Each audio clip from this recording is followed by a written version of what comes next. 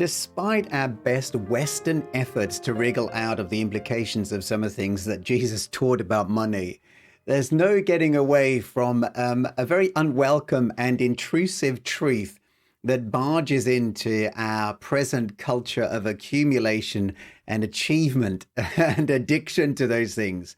And that truth is that the richest man or woman on earth is certainly not the one with the most money. You know, in earthly terms, maybe, but in a living, breathing heart and soul level, you can gain the whole world and yet completely miss the point. Really, no man is poorer than the person who does not know Jesus. You know, I often wonder if we pursued contentment and gratitude with the same avid intent that we chase dollars, how much richer we would all become. So often our joy is stolen by this hopeful tomorrow of something bigger, better, more, but it just steals our appreciation of what we already have today.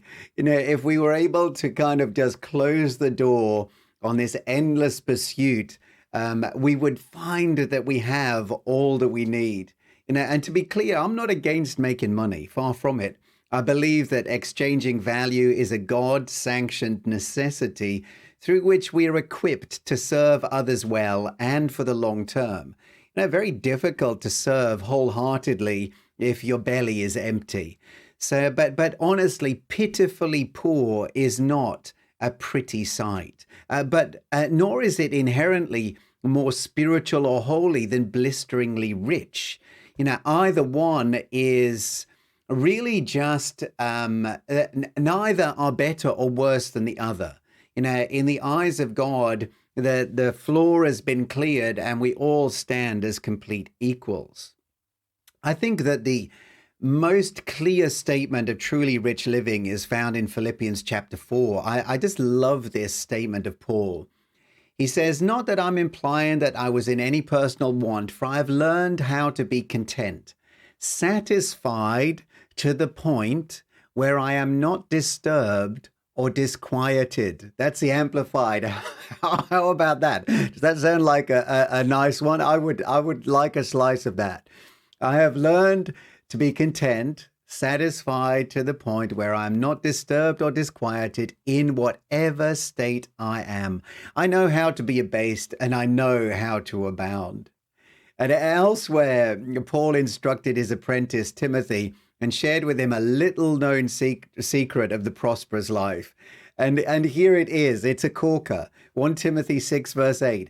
"If we have food and clothing, with these we shall be content and satisfied." You know, how far removed from the relentless pursuit of stuff, that overwhelms our almost every waking moment in like what we would call industrialized nations. What a magnificent ambition to focus on. Rich, full, refreshing contentment.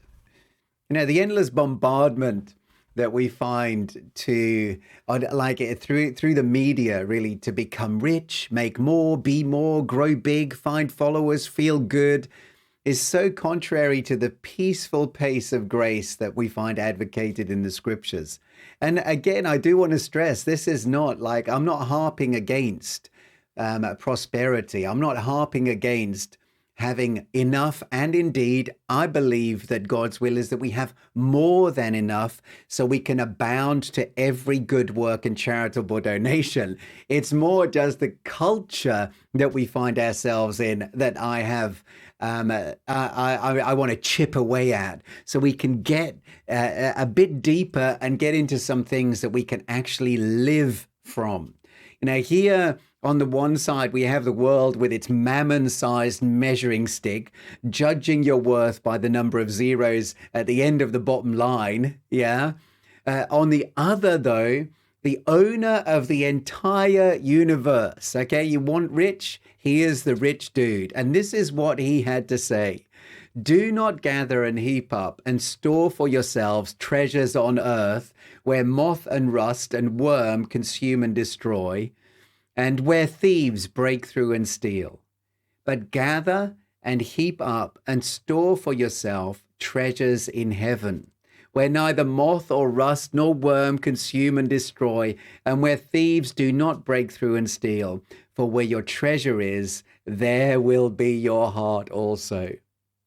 Seemingly, we can open up an account in the heavenlies, and we can put rich, full, abundant deposits into that account that we will enjoy for the rest of eternity.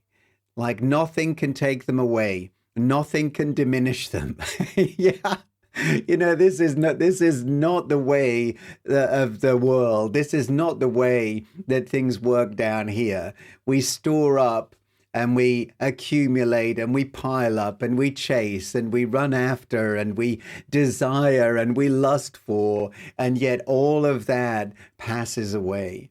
At the end of the day, when someone asks, we finally exit the planet, and they say, well, what did they leave behind? And the answer for everyone, however much or however little they may have, is everything, all of it. It all gets left. Yeah. But I love here, where your treasure is, there will be your heart be also. Money is a heart issue. If you attach your hopes and dreams to it, it's going to run off with you into the sunset and soon enough into the dark of night. It parades itself as the promiser of a satisfied life, but rarely, if ever, delivers real lasting satisfaction. Too little or too much can compel us to forsake contentment and just rage ourselves silly on the hamster wheel of the world. The richest man is the one who wants for nothing. And I'm pretty sure when the Holy Ghost wrote these words through David's hand, "The Lord is my shepherd, I shall not want," Psalm 23, verse 1, it doesn't mean that God's going to lavish upon me everything I desire to the point of complete saturation where there's not one more want I can muster to ask for. I shall not want, quite frankly, sounds like an invitation to a peaceful existence freed from the painful pursuit of transitory things. It speaks of a life so embraced by the shepherd's care that I no longer care what anyone else thinks. It's the day we awake to the truth that not only do we already have enough, we are enough with no additives required. And my question to you today is, when was the last time you sat down completely secure, satiated fully by the Father's overwhelming love? When do you take time to lie back and float in the warm, still waters of wantlessness? I think there's a treasure in those wantless waters that many of us have never tasted. The world can splash in the bloody and restless oceans all they like. But as for me and my house, I choose to follow my shepherd to satisfactions that the world can never, ever offer. Well, thanks for listening. Hopefully, it's been an encouragement to you today. If you want to connect any further, you can do so through my website at davidleemartin.com. Have a great day.